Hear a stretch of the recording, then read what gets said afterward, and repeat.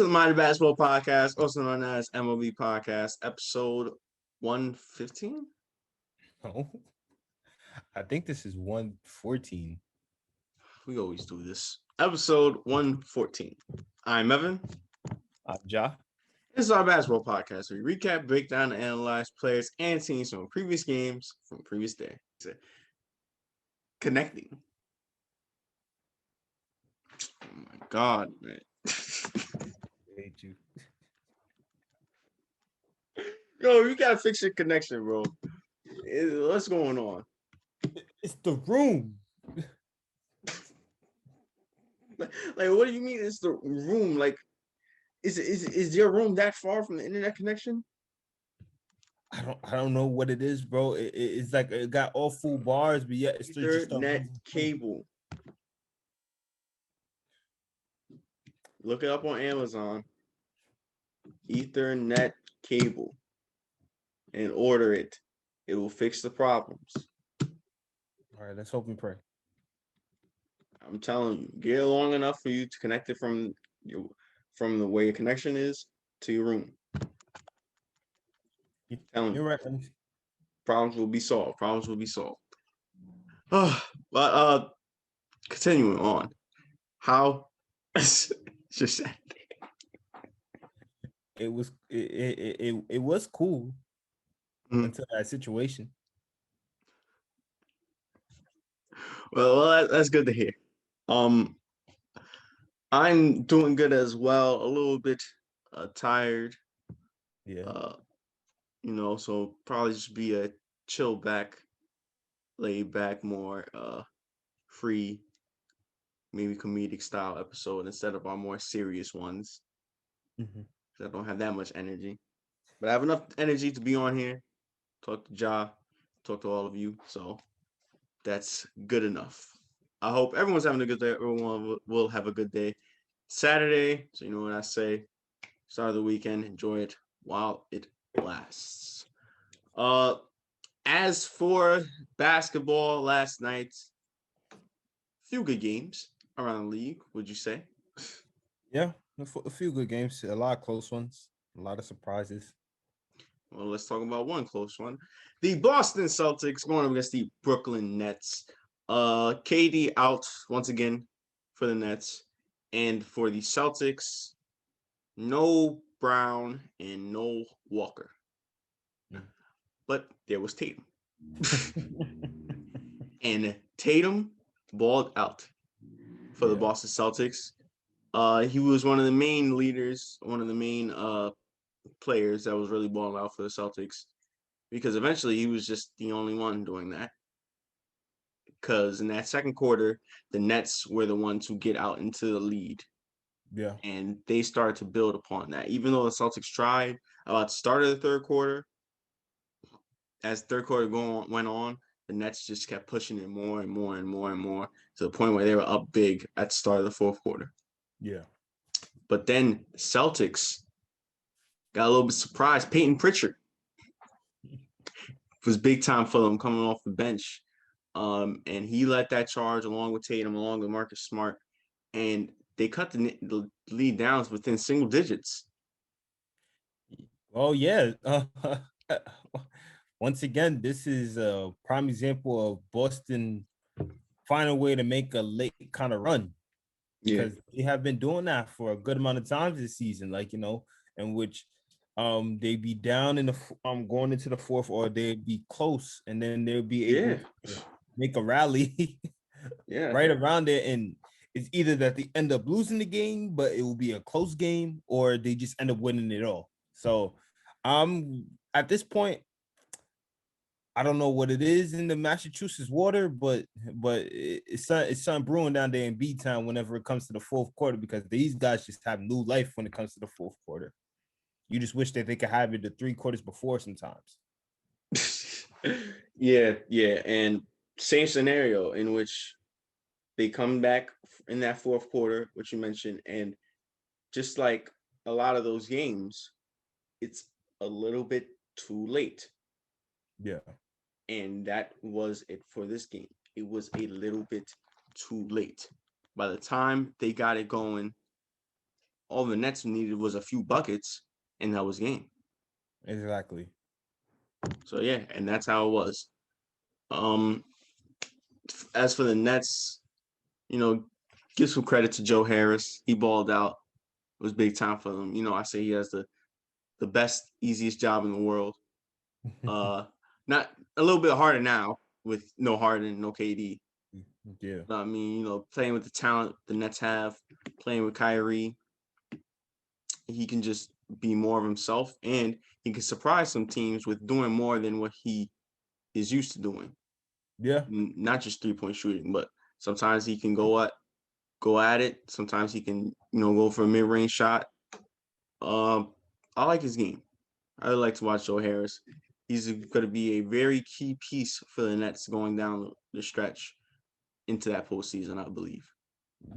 Yeah, man. With his shooting ability, it's like, it opens up wonders for this Nets. Well, this Nets team already got a lot of offensive load, but like with his shooting, it gives a lot of opportunities in which, like, more spacing, more spreading on the floor, of course, to do other things. And like whenever Harden them need to pass it to somebody, whenever Harden, Kyrie, or KD need to pass it to somebody, go get a bucket, without always needing the ball in their hands, they obviously got him. They got Shamit, and it will do well. And don't forget about Spencer Dinwiddie. I don't know if he's coming back, but I don't know either. but hey, man, Do they need him? that's the crazy thing. They do not need him, actually. In my opinion, they don't need him. But having somebody like him on your team still, after all the other pieces you give up, is kind of amazing. That just still shows the enhancement of the team and how diverse they are. Yeah. It's that team proven to be scary night in, night out. Bruce Bowen. Not Bruce Bowen. Bruce Brown. I keep saying Bruce Bowen. God damn it. Bruce Brown. He was a key part of this win. What was you gonna say? Well, like, he's the only Bruce that's in the NBA. Really? I can't think of any other Bruces in the NBA right now. And I think Bruce Bowen was probably like the only Bruce that I know that I knew growing up. Bruce Lee. I'm talking about the NBA. I'm talking about the NBA. Bruce Brown, he stepped up for them coming off the bench. Blake Griffin as well. Jeff Green. Kyrie didn't have the most sensational scoring night, but he did a lot in terms of everything else. He had 11 assists and 9 rebounds, and he was stepped up from all the other parts of the game. Of the game, yeah. So that was much needed. Great win by the Celtics. Great win by the Nets team. Despite Jaylen Brown's great performance, 39 and 10. Jaylen Brown played. Jason Tatum. Yeah, I'm a little excited. Energy. Tatum, 38 and 10 from Tatum, not Brown. Yeah. Surviving his performance and getting this dub. Now I believe they are first in the Eastern Conference with that win. My worst nightmare.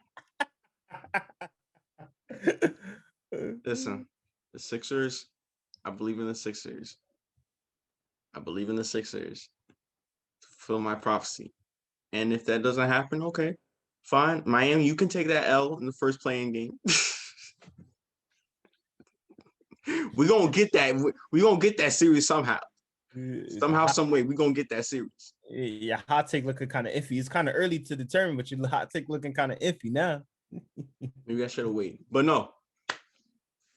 Wait. Listen, have faith. Hey, man, it's you, man. It's not me. I'm chilling. Hashtag Heat and 7.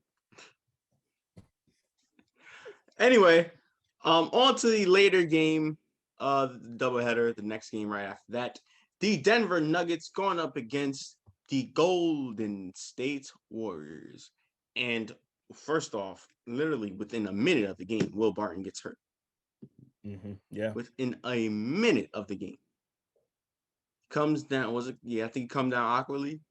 Yeah. on his leg, and he goes down. He's struggling to get up, and he leaves the game, and he doesn't return. This Nuggets team cannot suffer another injury. They already suffered a big loss in Jamal Murray. Now, Will Barton, who's been a good player, he's been a good role player for them. Now he goes down. Quality score too. Yeah, and that will be another loss for them, which they don't need, depending on how long he will be out for. Oh yeah, man. Man, you have your second star / your closer and probably your best and arguably not even probably or arguably your best shooter on the team out, and all the burden is on Jokic a little bit, and now the fact that with let me not say all the burden because I forgot they still got Aaron Gordon, but now you got somebody like Will Barton who could really do wonders for you because of his abilities and what he could do offensively for your team and how he could be that scoring spark that's needed outside of Jokic. And then he goes down. It's just like, oh man, it makes you wonder, like, man, how are they going to survive in the playoffs when it comes down to it? And then when it comes down to it, all I gotta say is this: you better get swept. Just end the season early. Just end the Don't do season that. early. Don't do that. Don't do that. Don't do that. They still have a good enough team to get it past the first round, I believe. Yeah. Well, that depends on who they're going against. True. True. If I believe they're going up against who I think they're going up against, yeah, I might take that back. And yeah, I might have to take that back. Is it the Clippers? No. Who?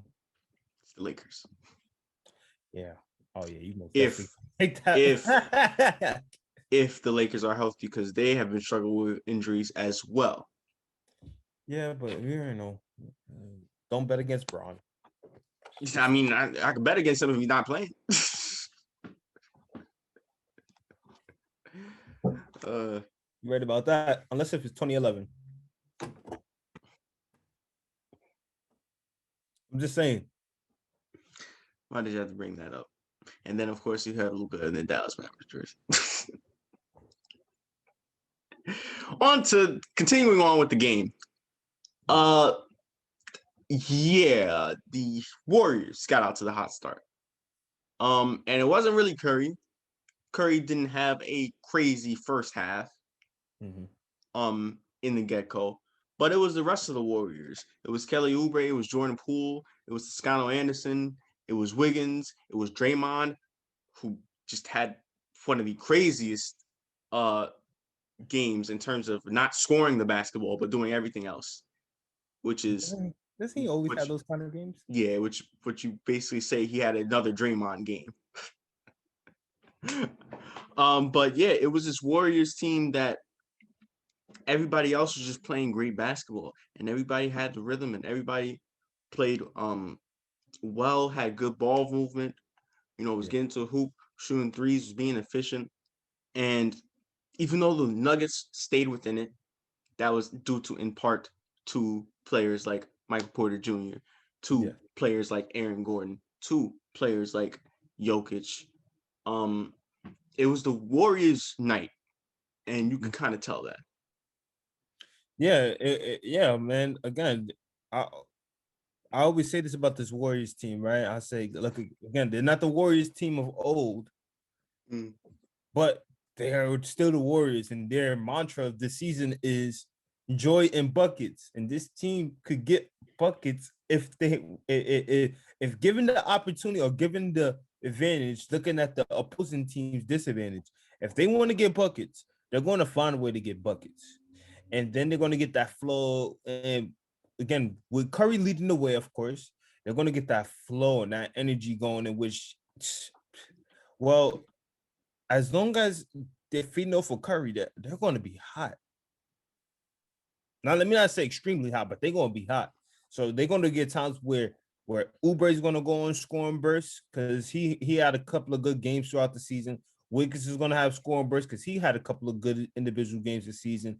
You talk about Kevin Looney, who's basically like their, how can I put it? He's like their you could say he's like their dirty man. Yes, Like, he did give him. he does the He little does things, dirty work. Does the little things that you don't really notice. Exactly. He does the dirty things. You talk about Jordan Poole, who's a good shooter. You talk about this team. This team just knows how to flow well. They just know how to flow well with each other. Yes, even though I feel like they need to be more consistent with that at times. But yeah, when they do have it going, they really do have it going. And even though Curry didn't have the best first half, he only had 7 points in that first half. Second half was a different story. Can't stop Curry for long. You probably went to halftime, looked on Twitter. So what people were saying. Yep. You could tell that he has that mentality. You heard that story before, right? Well, that when he goes at halftime, he looks on his phone and reads what people were saying about him. I did not know that he did that. That is some. I didn't even know they think even get on their phones at halftime. They go into the locker room. Where the stuff is at. You right. Yeah, well, he probably saw that 2 years ago against the Rockets. Game 6. Nah, that's cool. Listen, Curry, he's special. He's special. But yeah. That look at again, it reminds me of two things. The old saying is not how you start, it's how you expect to finish. And two, he saw that tweet, he was like, I bet. He's like, I bet, and just went out there and he just did what he does. And yeah, it wasn't like the first half was a bad first half. He just wasn't shooting as much as we know for Curry to shoot. I believe only attempted 6 field goals, I believe. Yeah. Oh, well, they did go into the reason because don't forget he did have some. Oh, yeah, he did. But that was in the first quarter. Yeah. He came back. Yeah, but then Richard Jefferson was explaining it a little bit and saying how, like, it takes some time because when you got a little bit of pain or throbbing down there because of the tightness, how, like, it takes some time before you can act, before it truly start to heal up. Yeah, start to heal up or stop throbbing. That's what they might say. Yeah, I did hear him mention that. That's a good point that you made. But yeah, I guess it stopped in the second half because Curry had 25. Finished with 32 on the night. Hey man, he can't be hindered for long. That's all I gotta say. Yep, only so much luck he can have. Exactly. But good. Right. Yeah. As a result, the Warriors do take this win in a blowout victory against the Nuggets after that crazy I guess fourth quarter surge that they had. Yeah. And it was just when Curry just started going off. Well, let me just say this. The Nuggets are not looking like the comeback kids of Colorado. Give them some time. No matter of time. But all right. Spent a lot of time on those games. Other games around the league that you would like to talk about? Other games that you like to the Wizards versus the Thunder. And man, this is specifically just a Westbrook game. Hold on, man, my connection. That's why I hate you. I'm just like, yo. But the Wizards versus the Thunder, and man, this was the Westbrook game. Back in Oklahoma City, but yet in a Wizards jersey, and man, did he ball out. Another triple-double. I don't know how you had to say it. Yeah, like it's just like if you don't know who Russell Westbrook is, then I don't know what you've been doing. But I think if you hear about the name Russell Westbrook, you should know what he did. But another triple-double, and actually, it was close. It was this was a close game within those first 3 quarters, and then the fourth quarter hit, and then the Wizards just took off from there. They did what they put that to bed. They put that to rest. It was like, no way am I giving this team any kind of advantage, and that's what they did, and they closed it out. Yeah. Russell Westbrook. Ever since Bradley Beal went down, he's been on a tear. Fortunately, around that time, that tear didn't result into wins. Yeah. But then once Bradley Beal came back, he's continued that tear, and now they are winning. And man, I said it already earlier. You heard me say it so many times, man. The only way that this Wizards team could be successful is if not only does Bill got it going, but Westbrook is doing what he has to do, but yet doing it at a because you could look in this season. There's a difference in Westbrook's triple doubles. There's a mediocre triple double for Westbrook, and it is a triple double in which, like, for a fact, it's going to guarantee a win. Now he could put up a triple double, but like having a stat line of like 18 and 10 and 10 would not be how it usually is if it was like 30 and 20 and 15 or something like that.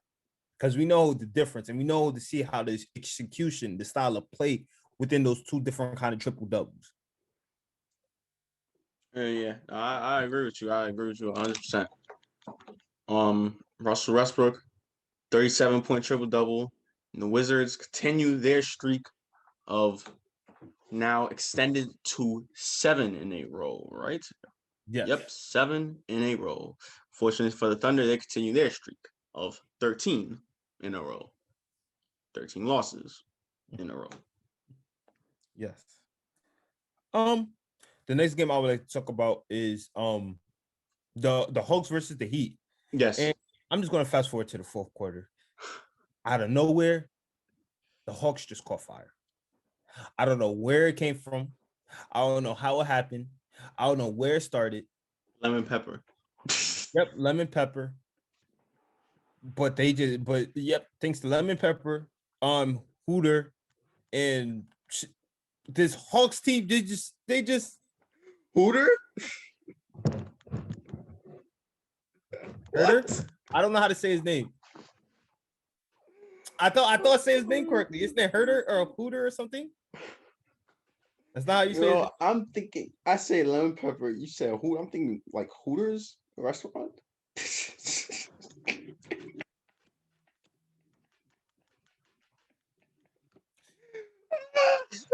Kevin. We're gonna call him Kevin. We're gonna call him You said it right. No, well, you didn't say it right. But when you was pronouncing it again, you said it right. It's Herder. Herder. Yes. Sorry. Herder, not Hooters. Herder. Like, but let's get back into it. The Hawks just caught fire in that fourth quarter, and Miami had no chance. But hey, let's look on Miami's side a little bit. Let's give credit to one person because we haven't really heard his name really this season, and that is Kendrick Nunn, who had a really good game starting off for all of the first half and parts of the second half. But again, then the Hawks hit this fourth quarter. Nobody really focused on the Heat after that because nobody knew what the hell just happened. But yeah, great win by the Hawks, man. Just a fourth quarter explosion from them. Yep. Themselves. Said it best. And lastly, certainly not least, though. Yep. Lastly, certainly not least, the Grizzlies versus the Blazers. And this was also another close game. And the Grizzlies had the momentum and they finally were able to keep up that momentum until the end of the game, unlike it has been for the past two games for them. As it came down to the wire. For the Blazers side, Lillard struggled in that first half, but he quickly picked it up in that second half. Once again, he's one of those prime examples. It's not how you start, it's how you finish. And it became a ball game. It was mainly exchanging buckets, tie games, change of leads each and every time, every moment. Norman Powell, I believe, Nurkic blows the layup. Actually, look at Lillard hits a shot, and he gives the Blazers the lead. Then the Blazers try to get another possession opportunity to try to tie. It was tie game at this point. The Blazers had an opportunity to score, but then I believe they turned the ball over. As a result, on a break, Ja Morant crosses up Nurkic, gets the layup, and gets to go in.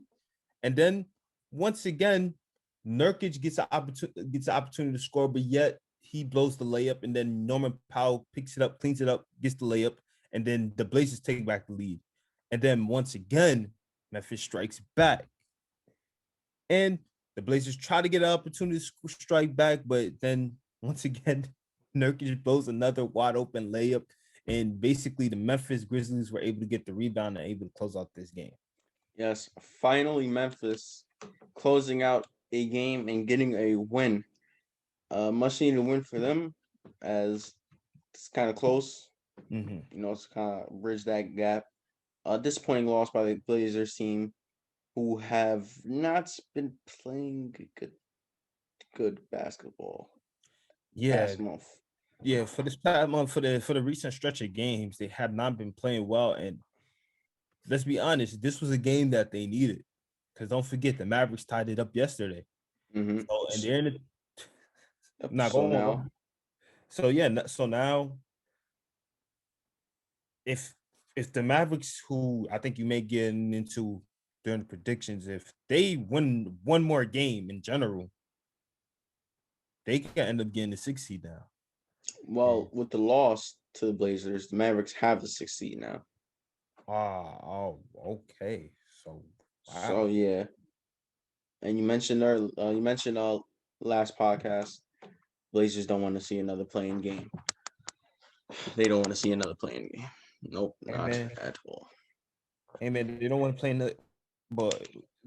no playing game. But let me tell you this: it might be short, but it's still a good amount of time enough. Oh yeah. You need to start winning games, and let's hope that the Mavericks go on some kind of dry spell or whatsoever, because their momentum has picked up throughout the season. So I don't think they're going to be losing games as much really as they was earlier. But one thing for sure, I would never bet against that team up in Oregon. I would never bet against that team up in Oregon. Especially, I would never bet against two players, CJ and that boy Dame Dollar. Yep, I have to agree with you on that. But all right, some quick news. One, De'Aaron Fox will miss some time due to the health and safety protocols. He will be expected to be out for 10 to 14 days. I mean, to be honest, it really doesn't matter because Kings wasn't going to win with him anyway. Yeah, so. Man, take a vacation. You need it, De'Aaron. You deserve it. And lastly, Rocket CEO steps down.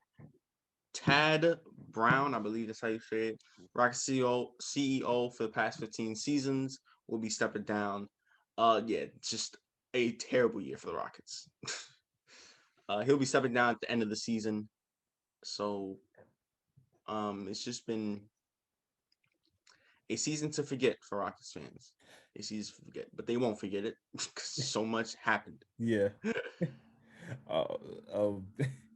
They lose Harden, the whole organization just go into bad turmoil, huh?